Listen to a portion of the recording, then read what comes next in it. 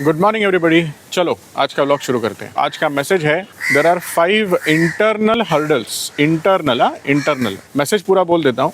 There are 5 internal hurdles in success. उसमें से एक है प्रोक्रास्टिनेशन। मैं सारे 5 नहीं बोलने वाला हूँ, सिर्फ एक ही बोलने वाला हूँ। तो क्या होता है ना, मुझको डिस्कस करने को एक मौका मिलता है। नहीं तो मैं 5 के 5 एक साथ बोल दूंगा, फिर मुझको बहुत कम समय मिलता है। उस मैसेज को हम लोग प्रॉपर्ली जस्टिफाई नहीं कर सकते।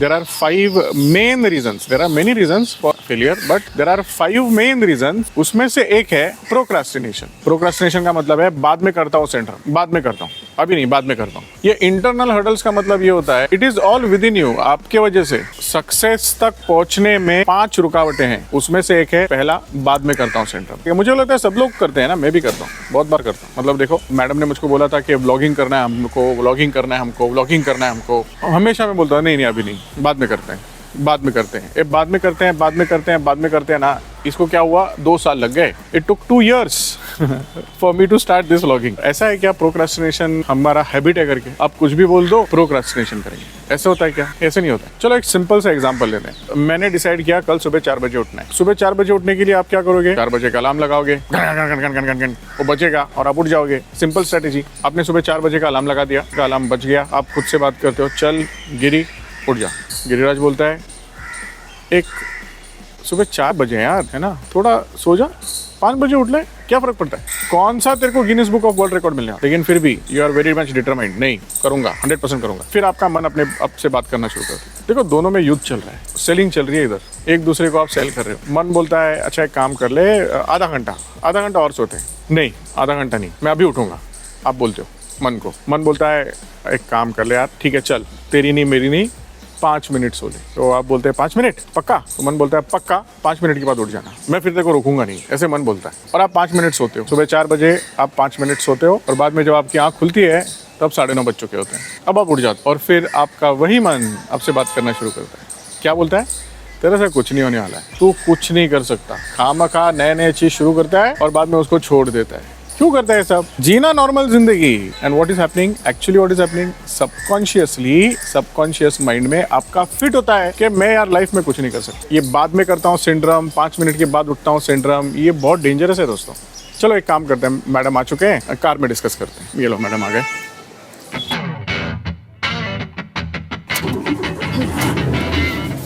अरे वाह मैडम, आपने आज पहले ही बेल्ट लगा दिया, वेरी गुड। बार बार बोलने से वो अभी समझ में आ गया।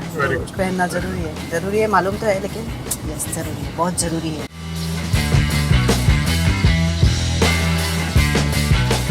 तो आज का मैसेज है ma'am, there are 5 internal hurdles, 5 internal hurdles in success. मैं सारे एक साथ नहीं बताऊंगा, हम लोग एवरीडे 1 डिस्कस करेंगे, 1 बाय 1 डिस्कस करेंगे। तो पहला इंटरनल हर्डल है प्रोक्रास्टिनेशन।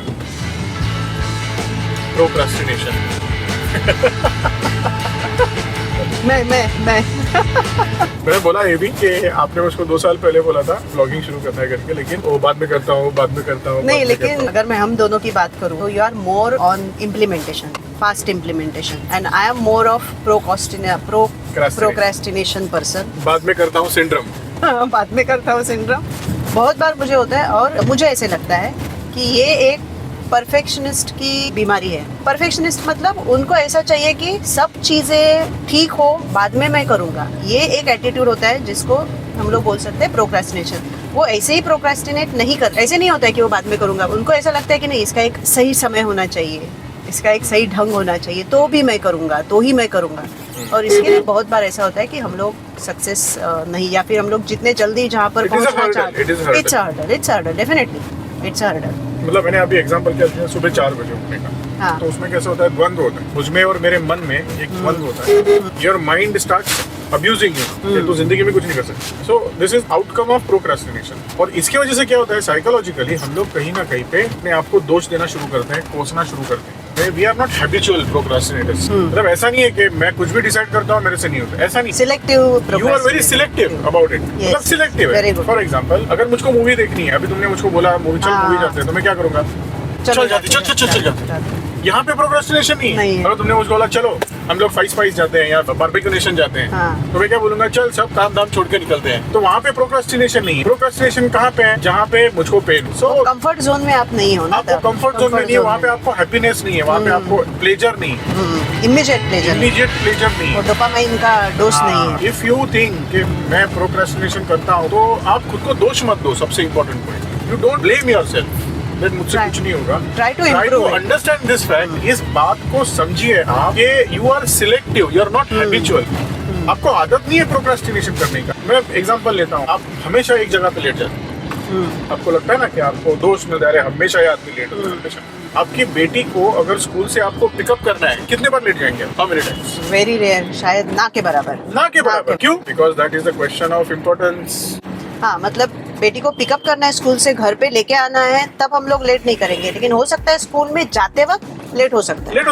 लेकिन देखो, आदमी वही है, बट इवेंट का इम्पोर्टेंस, इवेंट की गहराई बदल जाएगी ना, वो इम्पैक्ट की गहराई बदल जाएगी तो हमारा बिहेवियर बदलता है। इसका मतलब क्या है ना, अब मेरा यही पॉइंट है, अपने आप को दोष मत। अगर आपने एक बार अपने आप को दोष देना, कोसना शुरू कर दिया ना, फिर आगे नेक्स्ट स्टेप होना पॉसिबल ही नहीं, not be able to take the another step. तो इसमें सोल्यूशन क्या है? देखो, एक चीज हमेशा याद रखिए, कोई भी स्टेप हम लोग लेते हैं, कोई भी एक्शन हम लोग लेते हैं ना, उसके लिए मोटिवेशन की जरूरत है। कोई भी एक्शन, नींद से जगने का एक्शन, बेड से उठने का एक्शन, कोई काम करने का, आपको कॉलिंग करना है तो वो कॉलिंग का एक्शन, इसके लिए मोटिवेशन की जरूरत होती है। मोटिवेशन कहाँ से आता है? Motivation comes from purpose. Bigger the purpose, bigger the motivation. Smaller the purpose, smaller the motivation. अगर आपको कॉलिंग करनी है और आप ये सोचोगे कि ये कॉलिंग करने से मेरा एक बहुत बड़ा पर्पस सॉल्व होगा, तो वो कॉलिंग में जो पेन है ना, वो पेन आपको ज्यादा हर्ट नहीं करेगा। तो don't blame yourself, this is the first hurdle. ये इंटरनल हर्डल्स जो है ना, जो हमको हमारे सक्सेस तक नहीं पहुंचने देते, lack of purpose is the only reason of procrastination. Bigger the purpose, bigger is the motivation. Bigger the motivation, less is the procrastination. It is all about our motivation. अरे वाह, आज का ब्लॉग तो मैं नहीं बोल दिया पूरा, आपने बोल दिया। मैं अपने प्रोक्रास्टिनेशन में हूँ, सोच रही हूँ। मैंने आज आपका टॉपिक लिया, इसलिए आप कुछ नहीं बोल रहे। Because by nature, I think again, ये by nature बोलना भी गलत है। नहीं, by nature कुछ नहीं होता। It is all about your motivation. I am more procrastinative by nature. No, again, not by nature. Not by nature. It is not. ये जो ब्लॉक है ना हमारे मन में, देखो हम हमारी जिंदगी ना एक पर्टिकुलर डेफिनेशन में लगाते हैं कि मैं ऐसी ही हूँ, मैं ऐसा क्यों हूँ, मैं ऐसा ही हूँ क्योंकि मैं ऐसा ही हूँ। ऐसा वैसा कुछ नहीं होता। देखो, भगवान ने एक बहुत ही बेहतरीन मशीन इस संसार में लाई, वो है इंसान, बराबर है। लेकिन एक गलती क्या, उसका यूजर मैनुअल नहीं दिया, इसको वापरने का कैसे ये नहीं बताया।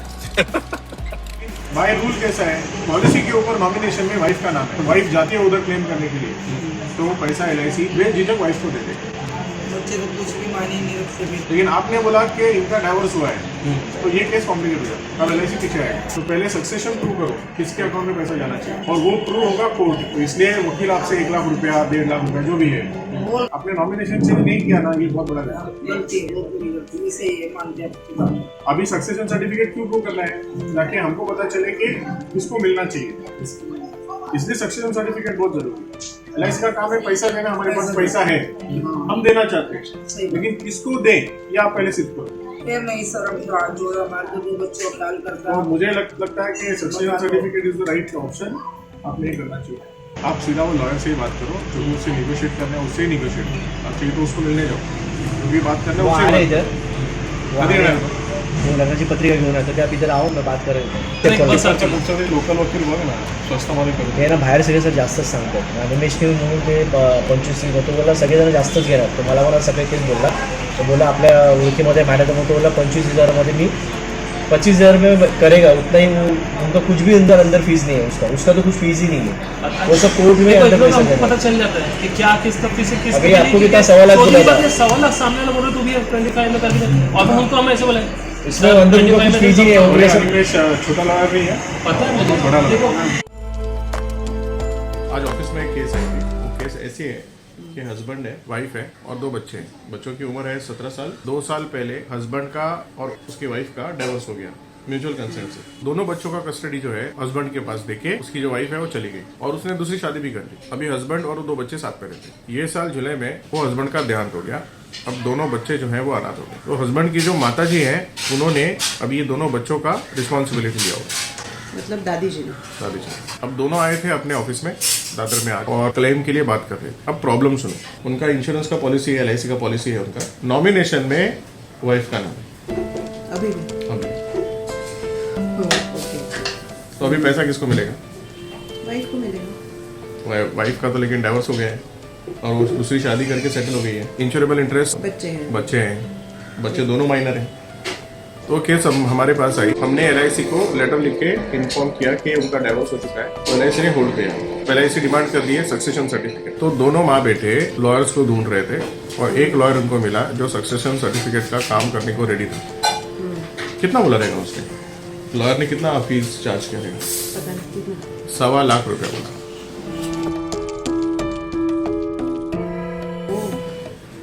Succession certificate. सक्सेशन सर्टिफिकेट के लिए एक नॉमिनी चेंज नहीं किया तो इतना। और सक्सेशन सर्टिफिकेट मिलने के लिए कम से कम 9 महीना जाएगा ऐसे पर। मतलब 9 महीने तक क्लेम नहीं मिलेगा। क्लेम नहीं, पैसा नहीं मिलेगा। किसका गलती है? एजेंट का। एजेंट का गलती है, मतलब प्रोफेशनल एजेंट नहीं है। Agent is not professional, I would say he is not in touch. LIC का पॉलिसी ऐसा नहीं कि आपने एक बार लिया और लेके छोड़ दिया। इट्स अ कॉन्ट्रैक्ट ना for 20 years, 25 years. So every year you have to look into that contract कि कुछ चेंजेस हुए हैं क्या, एड्रेस चेंज हुआ है क्या, नॉमिनी चेंज हुआ है क्या, और ये एक प्रोफेशनल एजेंट भी आपको सर्विस दे सकता है। इसमें पॉलिसी होल्डर का कोई गलती नहीं है। मैडम जो बोल रहे हैं वो सही है कि एजेंट्स प्रोफेशनल होने चाहिए। प्रोफेशनल होने चाहिए मतलब क्या? हर 6 महीने में या 1 साल में आपका टाइटल वेरिफिकेशन होना चाहिए, जो हुआ नहीं है ये केस। देखो, नॉमिनेशन ये बहुत इंपॉर्टेंट पैरामीटर। अल्टीमेटली हम लोग जो इंश्योरेंस खरीदते हैं वो इंश्योरेंस इसलिए खरीदते हैं कि हमारे पश्चात हमारे परिवार को आर्थिक सुरक्षा मिले। ये कैसी व्यवस्था है जहाँ पे आपके बच्चों को, आपके परिवार को, आपके बूढ़े माँ बाप को दर दर की ठोकरें खानी पड़ती। और मैं तो चिंतित इसलिए हूँ कि यहाँ पे चलो ठीक है, LIC के एजेंट नहीं है तो हम लोग तो है, कोई भी ब्रांच में जाके हम लोग आउट ऑफ द वे जाके वी कैन हेल्प। जो लोग ऑनलाइन खरीद रहे हैं उनका क्या? उनको कौन हेल्प करेगा? इंश्योरेंस का तो बाजार बना के रखा है ना।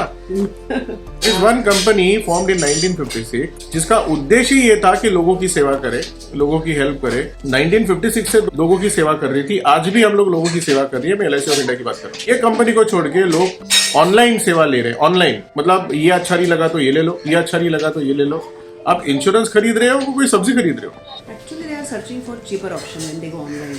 अच्छा, उनको लगता है कि ये हाँ, यहाँ सस्ता, से- सबसे सस्ता। सबसे सस्ता। उनको लगता है यहाँ से लूँ, एजेंट से लूँ तो मुझे ये अमाउंट में पड़ रहा है, अगर मैं ऑनलाइन लूँ तो मुझे शायद 1000 लेस में पड़ रहा है, 500 लेस में पड़ रहा है, जो भी अमाउंट है। तो उनको ऐसा लगता है कि ये सस्ते में मैं खरीद रहा हूँ। लेकिन जब आप सस्ते में ये खरीद रहे हो उसकी वजह से आप कुछ गंवा भी रहे हो। क्या गंवा रहे हो? एक एजेंट का सर्विस गंवा रहे हो। और एक 500-600 रुपीज एक्स्ट्रा देके अगर आप एक सर्विस खरीद सकते हो, देन व्हाई नॉट। एक्स्ट्रा का मतलब है compare to online, when they go offline उनको प्रीमियम में डिफरेंस आता है ना। That is the reason why they are going online. अभी मान लेते हैं ये 1 करोड़ का क्लेम है, सक्सेशन सर्टिफिकेट के लिए अटक गया कम से कम 9 महीना। मुझको बताओ आपने क्या कमाया? Your entire family is in trauma because of your loss, और ऊपर से सेकंड ट्रॉमा कि उनको पैसा भी वक्त पे नहीं मिल रहा है। क्या मिला आपको?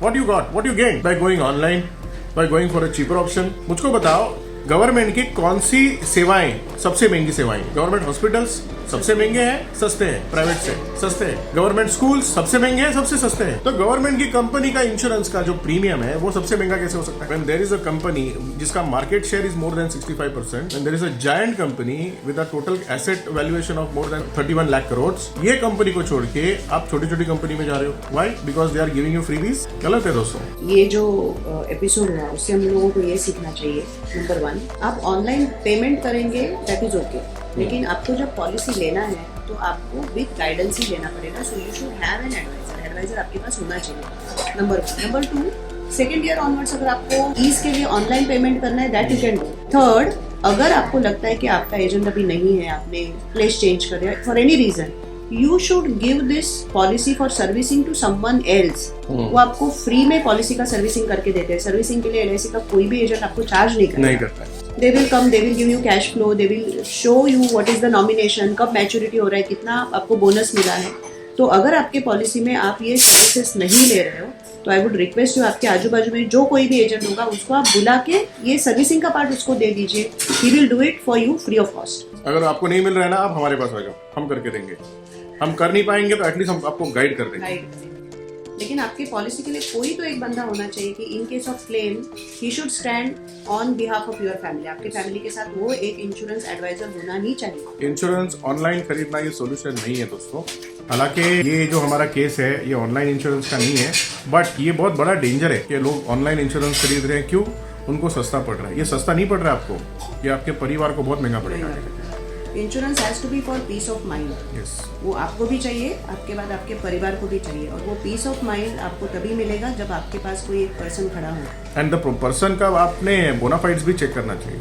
मेरा दोस्त है LIC में, इसलिए मैं उसके पास देता हूँ। नहीं, आप देखो वेदर वो प्रोफेशनली काम करने वाला है, अगले 20 साल तक वो इंश्योरेंस में रहने वाला है कि नहीं रहने वाला है। ये सब देखने के बाद आप उसको ये एसेट दे दो। कोई चैरिटी मत करो। इंश्योरेंस लोग खरीदते हैं ना, बहुत बार ऐसे खरीदते हैं जैसे चल तूने शुरू किया है ना, मैं तेरे लिए करता हूँ। ऐसे मत करो। आप उसके लिए नहीं कर रहे हो, आप अपने परिवार के लिए कर रहे हो। तो कोई भी चीज जो आप अपने परिवार के लिए कर रहे हो ना, वो सोच समझ के करना, रिस्पॉन्सिबली करना। नहीं, इसका मतलब ये नहीं कि कोई नया एजेंट है तो आप उसके पास से पॉलिसी मत निकालो।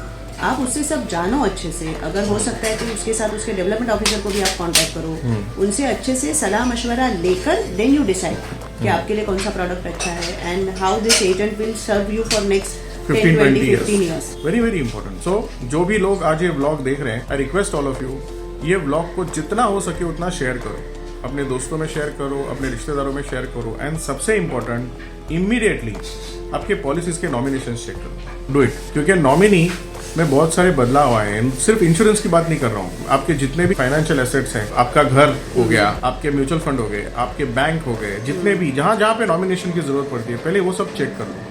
उसको एक फिजिकल फॉर्मेट में आप आधारित कर लो। ये भी बहुत इंपॉर्टेंट है सर, क्योंकि बहुत बार कैसा होता है कि मेरे पास मेरे जो इन्वेस्टमेंट है दैट मैंने लैपटॉप पे कहीं पे रखे हैं, ऑनलाइन कहीं पर मेरा रिकॉर्ड है, लेकिन मेरे बाद मेरे फैमिली को क्या वो एक्सेसिबल है? मेरा लैपटॉप है, लैपटॉप का पासवर्ड क्या किसी को मालूम है? मैंने जो शेयर किया है उनको वो ओपन करने को आता है। It is simple solution is that एक फिजिकल फॉर्मेट में 1 पेज, 2 पेज, 3 पेज आपके कबर्ड में, जहाँ पर आप अपना इंपॉर्टेंट डॉक्यूमेंट्स रखते हो या इंपॉर्टेंट चीजें रखते हो, वहाँ पर आपके लॉकर में एक ये कॉपी होनी ही चाहिए कि आपके कहाँ पे कौन से एसेट्स हैं, वहाँ पर किसका नॉमिनी है, और वो एसेट मतलब वो पेपर कहाँ पर, जो भी है वो आपके घर वालों को फिजिकल फॉर्मेट में ही मालूम होना चाहिए, so that anybody can access it when you are not there. Very good, very nice. So I request all of you, आज का ये जो व्लॉग है आप मैक्सिमम लोगों के साथ शेयर करो और अवेयरनेस फैलाओ। आपके वजह से अगर कोई एक बंदा भी सीरियस हो जाता है तो मैं ऐसे समझूंगा कि हमारा ये जो एफर्ट है व्लॉग बनाने का, ये आज सक्सेसफुल हो गया। If you like this vlog, like करो, शेयर करो, मैक्सिमम शेयर करो दोस्तों, और सब्सक्राइब करो। आज इधर ही रुकते हैं।